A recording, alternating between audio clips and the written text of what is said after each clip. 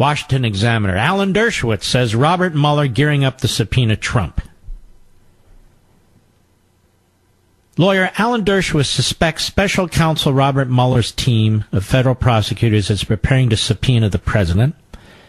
He says, I think they're gearing up for what will be a difficult legal battle. Dershowitz's comments follow a CNN report Monday in which Giuliani, Trump's lead personal attorney, said he hasn't heard from Mueller's office in nearly 3 weeks as the two sides negotiate terms for a possible presidential voluntary interview as part of the ongoing Russia probe. Dershowitz was asked today whether the radio silence could indicate Mueller's team may be considering another means of obtaining Trump's testimony. Dershowitz said, I suspect they've come to the same conclusion I came to several weeks ago, that the tactic of the Trump team, I have no inside information on this, but the tactic of the Trump team is to make the Mueller team an offer they can't accept so that in the end there will be no sit down and the Trump team can say, look, we made them an offer. It's their fault. They didn't accept it. I believe we've all been saying that because the bottom line is the president shouldn't accept a subpoena from Mueller, period. And you shouldn't sit down and talk with Mueller, period. He says, I suspect that Mueller is onto this tactic and is now looking forward to filing some kind of a legal action compelling the president to appear in front of a grand jury. You can't compel the president to sit down with the special counsel, but you can compel him to come in front of a grand jury. This is what Dershowitz says.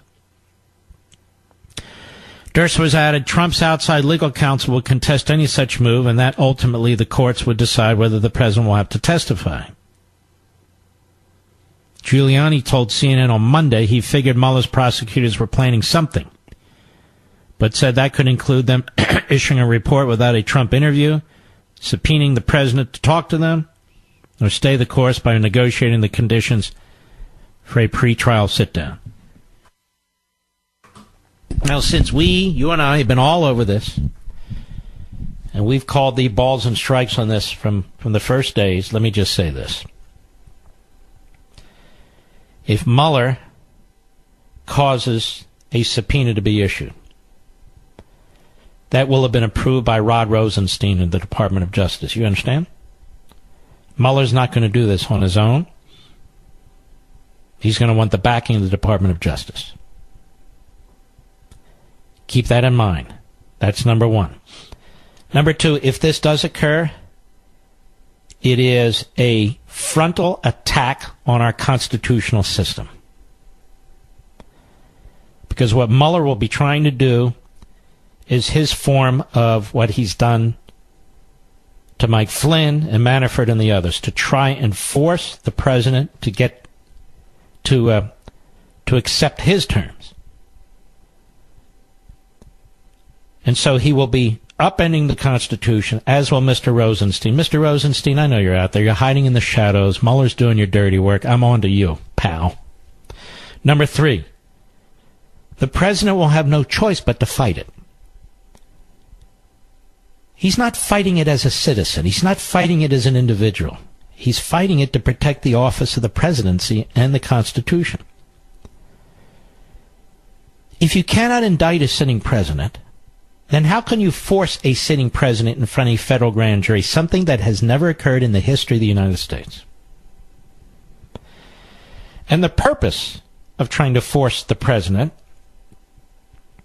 to testify is to concoct a criminal violation. To concoct a criminal violation. Our courts are sprinkled with a bunch of Obama appointees, more than sprinkled. Laced with a bunch of Obama appointees. This is what makes it complicated. Constitution is not complicated, but it is the discernment of judges. It's unpredictable. Unless, of course, they're leftists, they're very predictable. So the president has to fight this.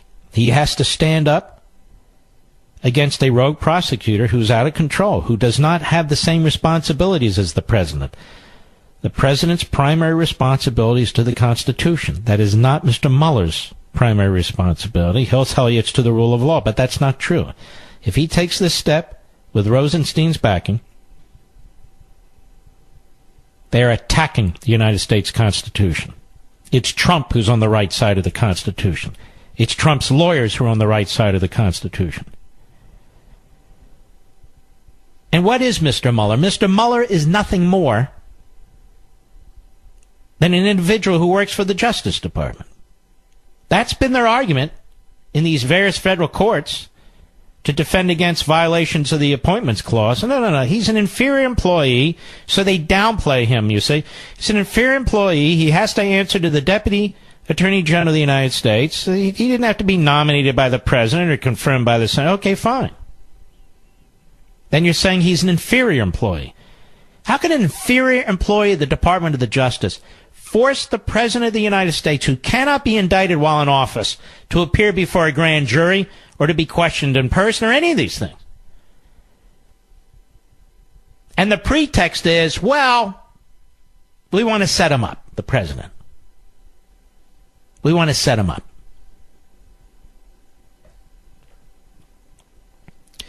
This guy Mueller is diabolical. Rosenstein's diabolical.